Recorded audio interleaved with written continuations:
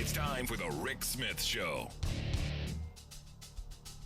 Now, here is the voice of the working class, Rick Smith. And welcome, brothers, sisters, working class heroes. This is the Rick Smith Show. Thanks so much for being here today on the big program. Lots to get to, lots to talk about. The House Select Committee on the strategic competition between the United States and the Chinese Communist Party. They hath released a new strategy on ties with China. And look, something that, sitting in this seat for almost 2 decades now, all stuff that I've said, hey, we should be stopping this. We should be addressing the massive handouts that we're giving China, the screw job we're giving American workers. But finally, a bipartisan committee of House members, the Select Committee, made this bipartisan finding that I think Ambassador Robert Lighthizer, former U.S. Trade Representative, I think his comment that giving China the most favored treatment, doing this 23 years ago, was a tragic mistake. It was a tragic mistake, he said. He said it's cost millions of people their jobs. It's cost communities their identities. It's harmed our national security. It's done all this stuff. And you go, yeah. Yeah. Welcome to reality. Welcome to what we've been talking about here on the show for all these years. I've been against this since Bill Clinton and all the Republicans. And look, it was bipartisan bad. It was the neoliberal agenda of we're going to liberalize trade. And it was the neocons going, hey, we can cash in by screwing those unions. It was the wealth class's wet dream of bad ideas for working people. Now, look, it's worked. It's worked the way it was supposed to. Made rich people a lot richer. It screwed over working people. Double bonus. But no one really thought, I think at the time, that we would become as dependent as quickly. And the pandemic, if you could take something positive out of the pandemic, it's the fact that people finally woke up to the reality that maybe it's a bad idea to be that dependent on someone else. I've been saying for decades now, I believe in domestic production for domestic consumption. We make the things we need. We trade for the things we can't make. I'm sorry, but, we were making just about everything and trading it to the rest of the world. Whereas now, because of greed, and this is what this all comes down to, this is pure, unadulterated greed. Because of greed, we've destroyed what was once the most prosperous working class in the history of civilization. We have destroyed our productive capacity, which has made us vulnerable, not just in consumer garbage, but in military terms, which is why China is now getting a bit muscular in their military advancements. But the idea here is they're saying this is a reset of our relations with communist China, that we're going to have to start looking at how we're going to move forward. The fact that we don't have a contingency plan for economic or financial impacts if there's a war. We don't know where are we going to get our cheap junk if there actually is a war and China cuts off the spigot. Where are we going to get the things that we need for our military? And I've said this a million times. Those smart bombs we've got, they've got magnets in the nose of them. That there was only one, as I understood, one company in the U.S. that made them. And about 10 years ago, that company was boxed up and shipped and recreated in China. Do you think, just kind of throwing this out there, do you think in the middle of a war, we're going to be able to call up that Chinese company and go, hey, we kind of ran out of the things that make our smart bombs smart. Can you send us some so we can bomb you? Those chips that make everything work. Can we have some of those? We kind of ran out. And look, this was all stuff. Nothing in this report is new. Let me just put it right there. Nothing in here is new. The fact that the Chinese Communist government cheats at every opportunity? No. The fact that they steal our technology? Not new. In fact, I've been saying for years that U.S. corporations deserve to get ripped off. If they're dumb enough to go to a place where they don't have any intellectual property protections, they deserve to get ripped off. But this is now going, hey, we've got to do something about it. We've got to figure out how to shore up our economy, jobs for workers, because, hey, people are a little upset right now. We need to recreate our economy so communities have identities again. But more importantly, we need to make sure that our military prowess is protected, that we make all of the things we need. So congratulations on this bipartisan report. Do I have faith that it's gonna magically happen? No. We're in the middle of a bad divorce. We're in the middle of a bad divorce. This is going to be ugly. And I see this kind of almost like a declaration of war, if you will, an economic war. Because the Chinese are like, hey, we're happy. We're happy with you being stupid. This is us waking up to the reality that we're not getting out of this relationship what we need. We got what we deserved because we were stupid. We said, hey, Wall Street, go make money. And they did.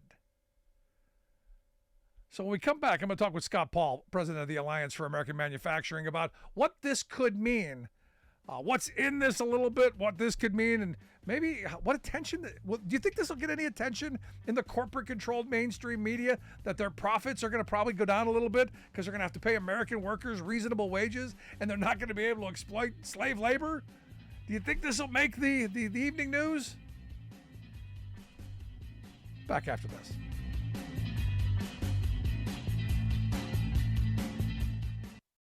I've been driving buses for 5 years, and my day-to-day routine is I wake up a little earlier than most people. I get on a bus, I go out, I pick up some students and make sure they get to school nice and safe. Here in Fairbanks, Alaska, that can be a challenge because of the winter weather and the icy roads. But I love the job. So the Teamsters are great. They provide us a lot of protections. They've always taken care of their people, made sure that our jobs were secure. We didn't have to worry about whether or not we'd have a job from day to day. And that's amazing because before we'd be working 4, 6, 8 hours a day and only earning minimum wage was real difficult to make a living. And the Teamsters pushed a lot so we make something we can live off of and not have to have a second job. What absolutely gives me peace of mind, the union membership allows me to focus on this job without having to worry about whether or not my family is going to be taken care of. I'm Andrew Case, and I'm proud to be Teamsters Local 959.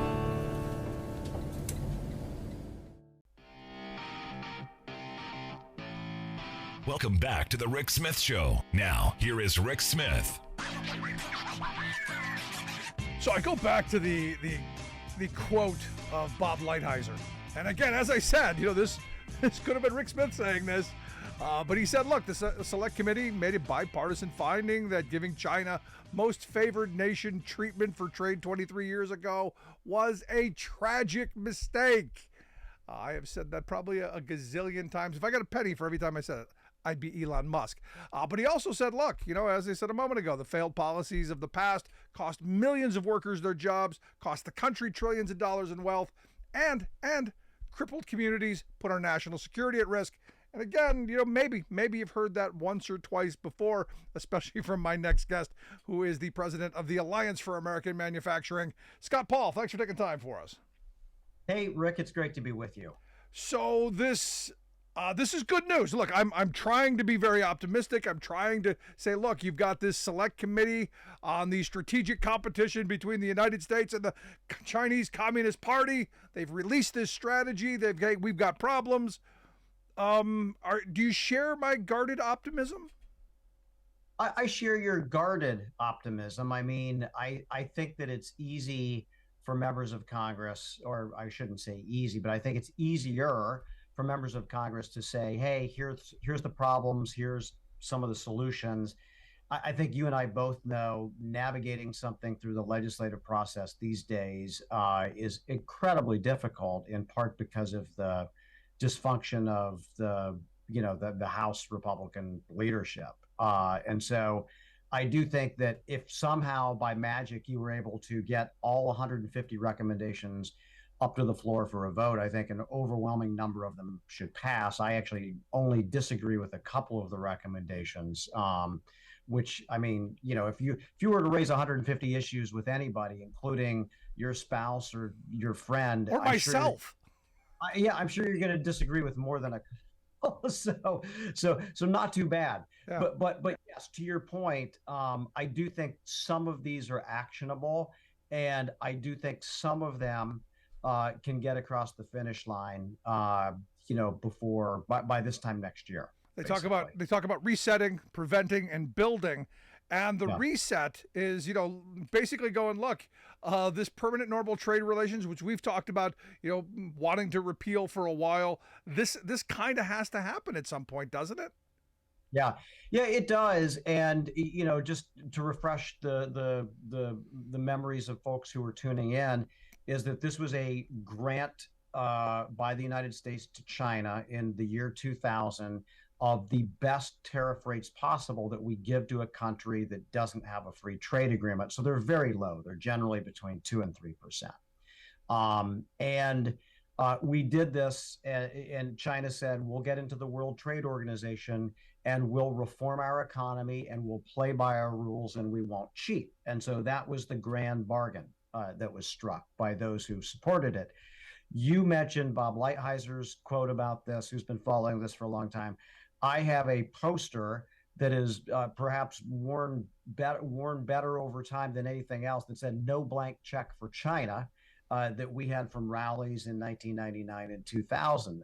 And so, as you stated correctly, Rick, you've been raising these issues forever since this happened, basically. I know I have, Ambassador Lighthizer has.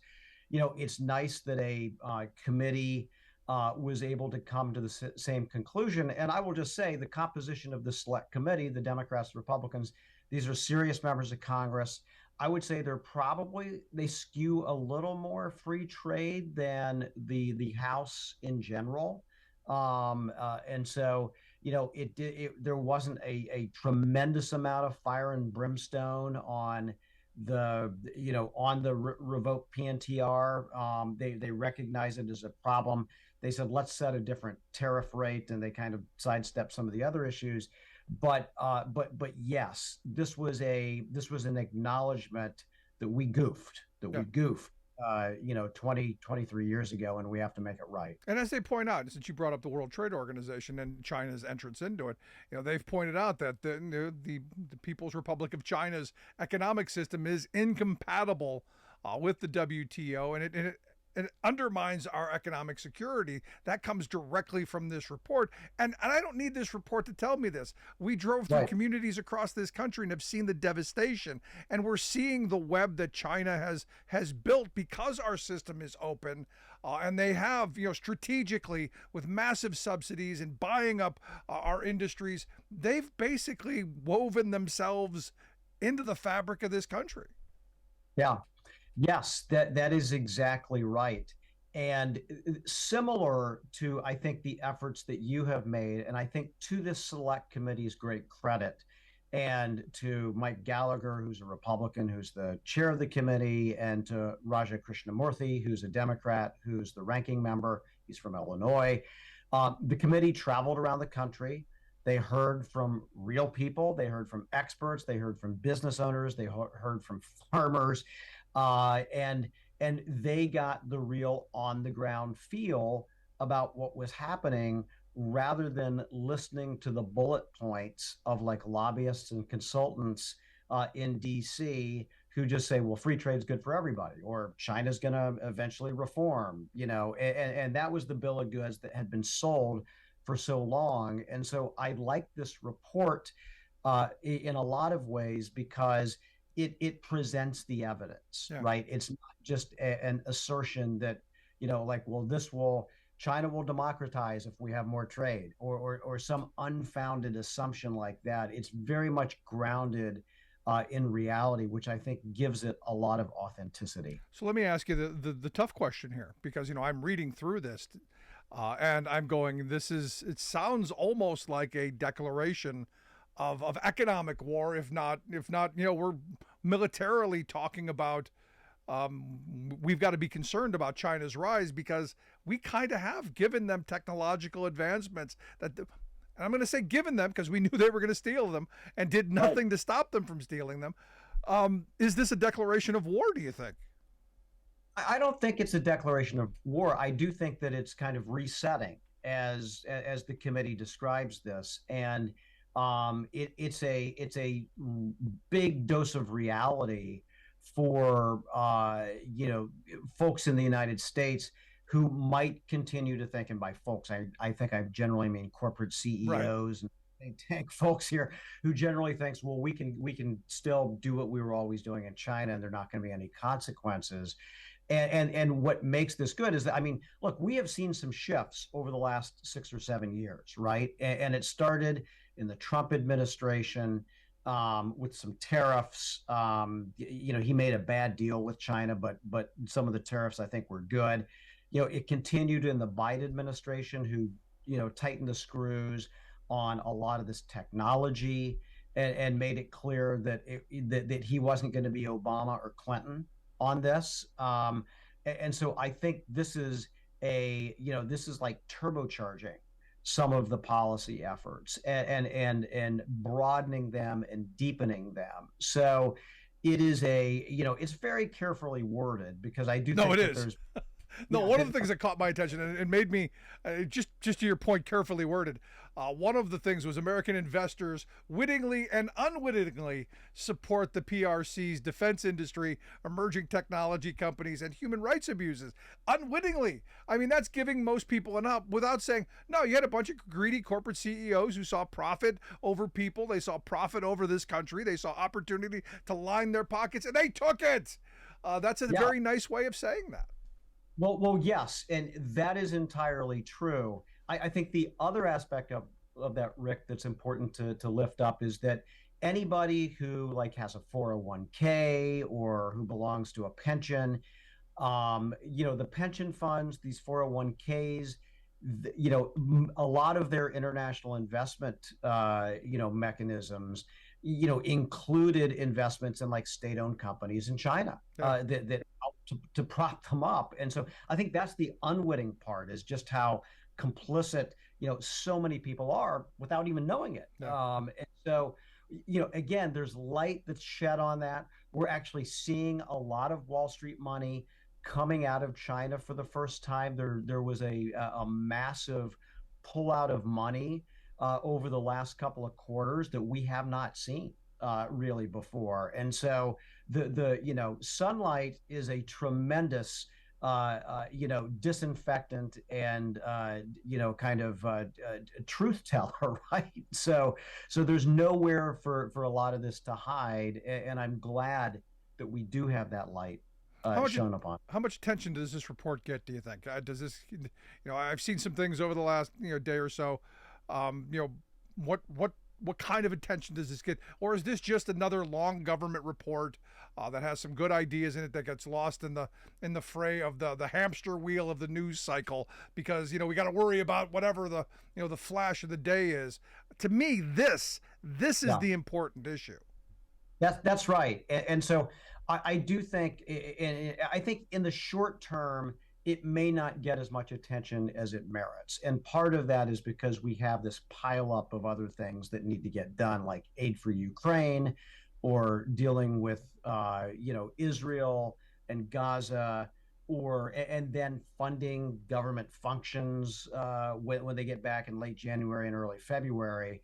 But I think where this may emerge is that you have elections in Taiwan in the middle of January. If the candidate is someone who Beijing doesn't like, I think Beijing's going to get really hostile again and do a number of things that are going to, raise the eyebrows of the administration and the Congress.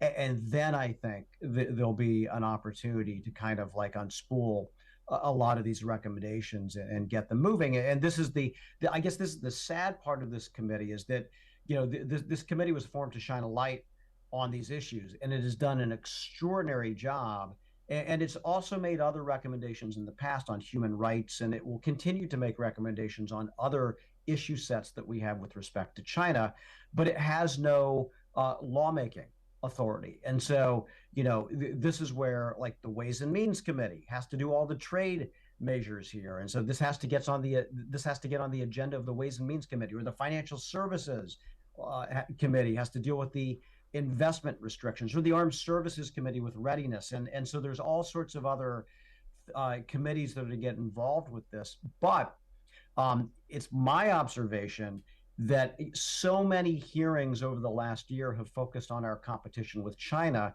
inside and outside of the select committee's work, that there is room for this. And so obviously, as we get closer to the election, things get harder, things get more partisan. But I do think that there's an opening, and I do think that there's a large number of these recommendations that ought to get through the process here. Now, this sounds to me like a long, ugly divorce. It's going to be very hard. We got into it pretty easily. It was a nice signing ceremony. Everybody was happy. There were pats on the back, and now we got to figure out how to untangle this horrible web of a broken supply chain system, a military dependent on a foreign nation, an economy that's sadly way too dependent on the communist China. So it's going to be a long road, isn't it?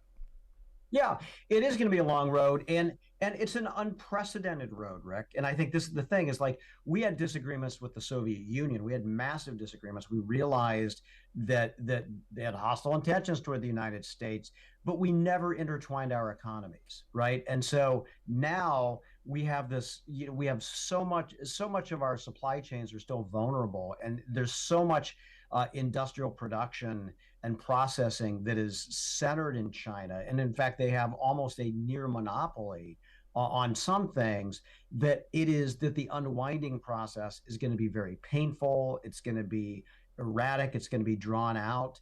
And some people won't like some aspects of it initially, because it may raise some costs here and there. Ultimately, it's going to be good for us to do that. And look, we don't need to set up an entire wall. I mean, there can still be some trade, but it's got to be reasonable. It's got to be measured. It can't be over the top, and it can't expose us like it has in the past, when we faced, shortages of medicines or PPE or electronic components or anything like that. That was just stupid. Yep. And so we got to get away from, we do have to get away from that as quickly as we can. I had a viewer send me a video clip of Josh Hawley basically grilling one of the Biden administration people over EVs, and the fact that all of the components, the batteries, and all the majority of EVs are made in China, and he was hammering on this. All this stuff's made in China. Why would we want to convert our auto industry, without really understanding? And my response to this person was, I think what the administration is trying to do is trying to build that infrastructure, trying to recapture our technological advance, trying to bring industries back. So yeah, Josh Hawley pointing the finger. Yeah, things are bad. China controls all this stuff, but we shouldn't be ceding it to them either. At least that's my thought. Yeah, you are 100% right. And whether it's through mandate or through consumer preference, or just the way that things change, 10 years from now, there's going to be many more people driving electric vehicles than there are right now. The only question is, who's going to make them? Yep. And so if we're not in the game, we're not going to make them, and they're going to come from China. And that's going to be a real threat to our manufacturing base in the United States. And so I think that getting ahead of this and having a plan is incredibly wise, because we really screwed the pooch with so many different industries over the last couple of decades, where we just said we invented something amazing, and then it was like, oh, here, China, go make it. It's why we don't make any smartphones in this country. I mean, Apple is a genius company in so many ways, but we don't have the capacity to make a smartphone in the United States right now. Because greed did us in. Yeah, that's what all of this effort is about, is so that we have the capability to make EVs in the United States. And yes, there's going to be a 1 or 2 year transition where there is some stuff, some of the parts, some of the materials are coming from China, just because that's literally where they're made in the world right now. But the plan that the administration has, and that we need to support, is that as quickly as possible, it's going to be a made in USA supply chain, or a made in North America supply chain at the worst, but that we're going to make it here rather than depending on China. And that's what Senator Hawley misses here. Music to my ears, Scott, something I've been calling for almost the 2 decades been doing this show. It's about domestic production for domestic consumption. That my reality. But Scott, I appreciate the time as always. Good stuff. I know this is something we're going to be talking about for weeks and months to come. So I look forward to that. Thanks so much. Yeah, thanks for lifting it up, Rick. Really appreciate it. Our good friend Scott Paul. Want to hear your thoughts? Email me, rick@thericksmithshow.com. I'm going to take a quick break. Right back after this. Stick around. You're listening to The Rick Smith Show. For working people on the talk.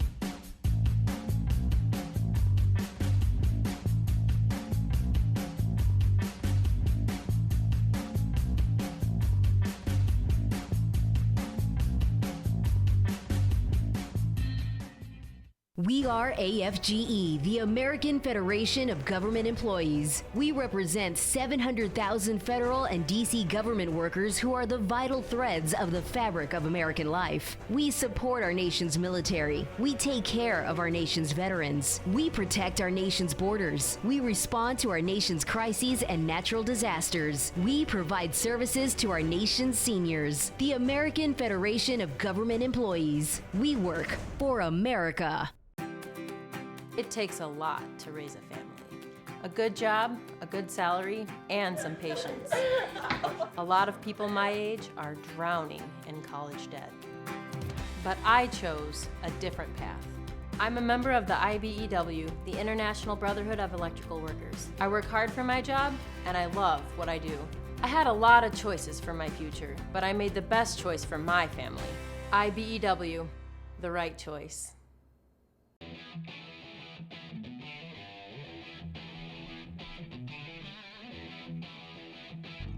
Welcome back to the Rick Smith Show. Now, here is Rick Smith. So again, the report by the Select Committee titled Reset, Prevent, Build, a strategy to win America's economic competition with the Chinese Communist Party. And look, there's so much that needs to be done for us to reshore manufacturing. I brought up the thing with Josh Hawley, abusing one of the Biden administration people going, well, China makes all this stuff. And you go, yeah, that's the problem. Congratulations. You have figured out what the problem is. Now, how about a solution? How about we actually do something to solve that problem instead of going, well, we're just not going to do anything. This is a start. And I'm guardedly optimistic that something could happen. I'm guardedly optimistic. For our audience on Free Speech TV, thanks so much for being here. Folks listening on the radio, we're right back after this. Stick around.